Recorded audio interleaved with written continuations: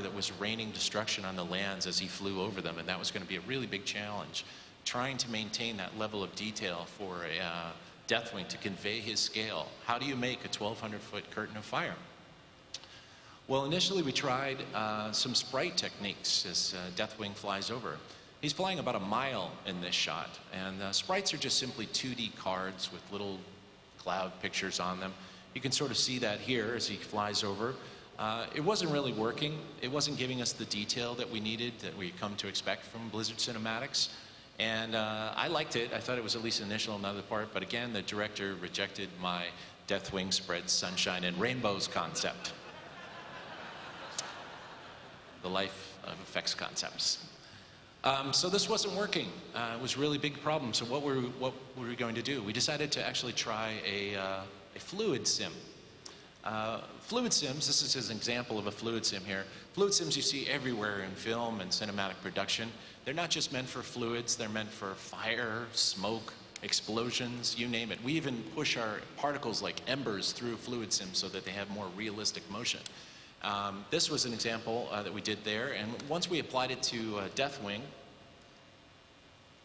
we got a lot better result right off the bat. You can see that right here. It's starting to feel very realistic, starting to feel like it's in the right world and the right scale. The final sim for Deathwing was huge. That was our big concern. It was over 40 gigabytes per frame to finish off this fluid sim, which is about 2.5 times the size of the WoW install on your computer. That's per frame, so if you wanted to download the entire thing to your hard drive, it would take about a year on a cable modem. So lastly but not least, we have the breakdown again. Here comes the fire final shot. Let's wipe it back. Here's our lovely matte painting, putting it into the right world. There's our fire. Here's our water, which we also did in effects. Foam, textures, a little bit more color. A great set by our environmental modeling team. Embers spray off the piers, small little bits coming off the shingles, and finally the entire shot.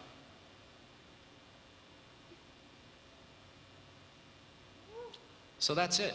Now, I was very happy that Cataclysm, thank you. Thank you. I was really happy that we got to do some amazing effects for Cataclysm, put them front and center, make them almost characters themselves. But as Mark mentioned, we were unable to really do the characters that we wanted to. And so now I'm going to hand it off to Taryn Greger, who's going to show you some amazing stuff from the in-game modeling team. Okay. Thank you, Mike. So we're going to change gears quite a bit here from Deathwing and start looking at the other in-game cinematics that we've been doing for Cataclysm. But before we get right into the meat and potatoes of it, I'm going to give you a little bit of a backstory on WoW in-game. WoW in-game was started by 19-year veteran Joey Ray Hall as a goal or an effort to bring more story to the game trailers he'd been producing for Blizzard for 19 years since he's been working here. This man actually modeled and animated most of the introduction to Warcraft 1. So,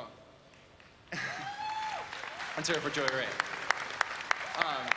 So he had been making these trailers for WoW ever since it was first announced, and he really felt like it needed more story. And so to achieve that end, he actually started bringing in some community machinimators to work with him on these stories as they were coming out.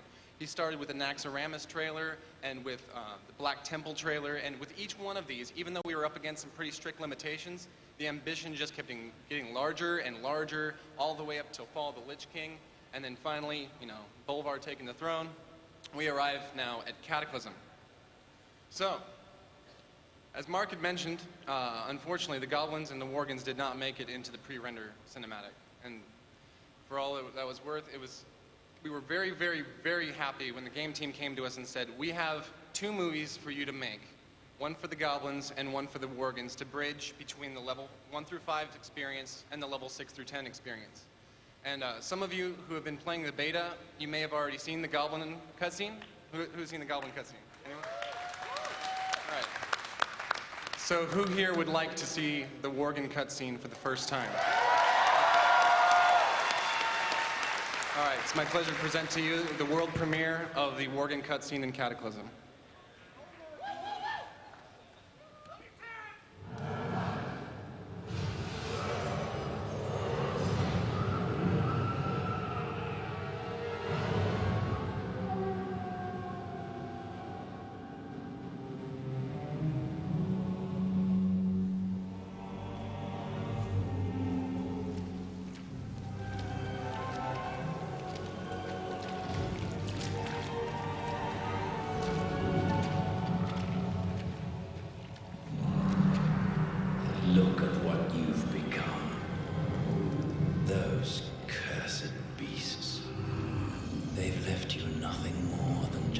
another wretched mongrel.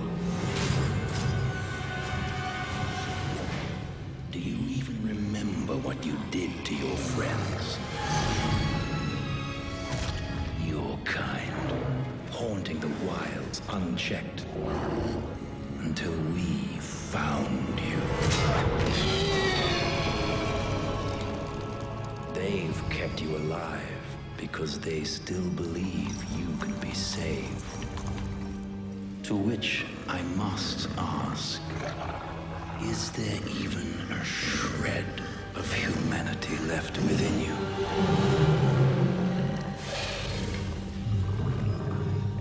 Perhaps we will find out soon enough.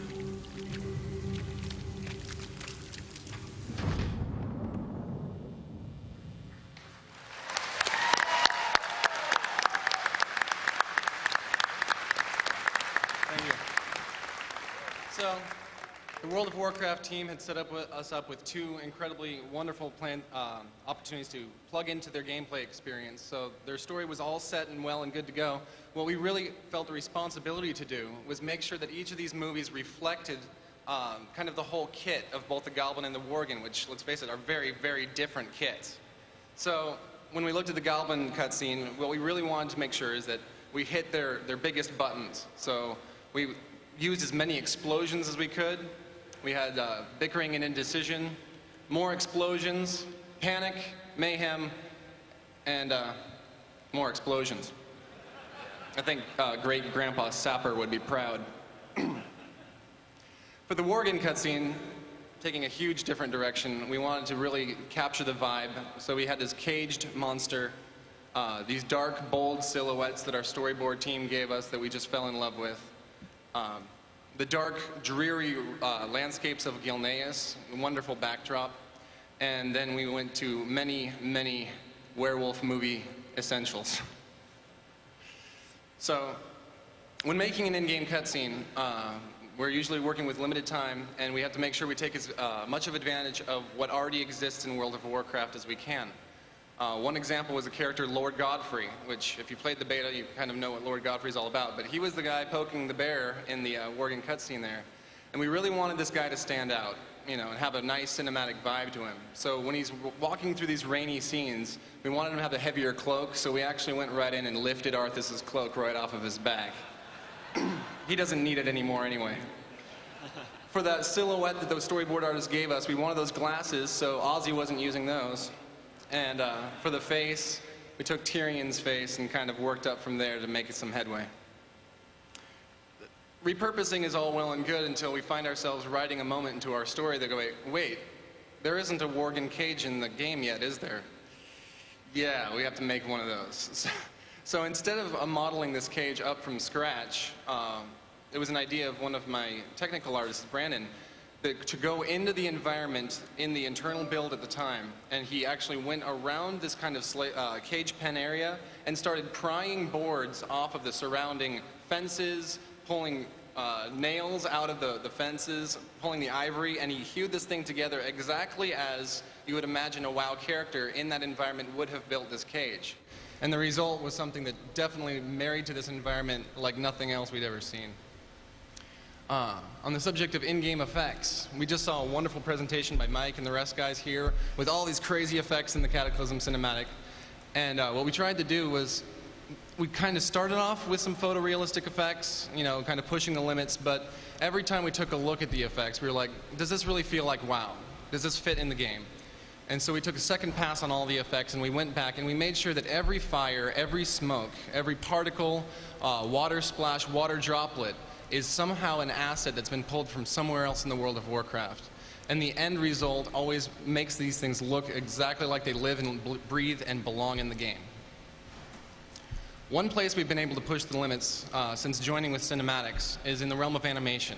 Animation is really how these characters come to life. And when we start a project, we'll usually do some mock-ups using, you know, the /sit emotes.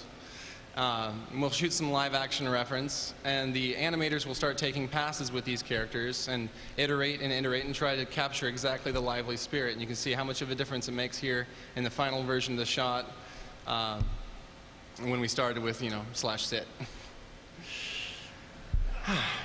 You know, so other places, we want to infuse some nice attitude in these characters, and these are our cohorts over in DVD video production who showed us some attitude with these guns made of rolled up paper tubes, and they really brought it for this, and it allows the animators a great springboard to get to that attitude very quickly.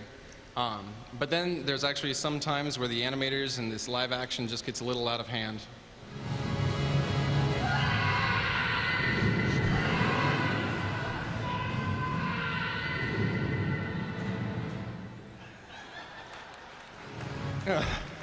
The animators really brought it, and then we love what they did on that. So, to wrap it up, one question we get a lot in in-game cinematics is, so what do you guys really do to the image besides just videotape the game and ship it? And the truth is, a lot. We'll usually mock things up early in the process, and between then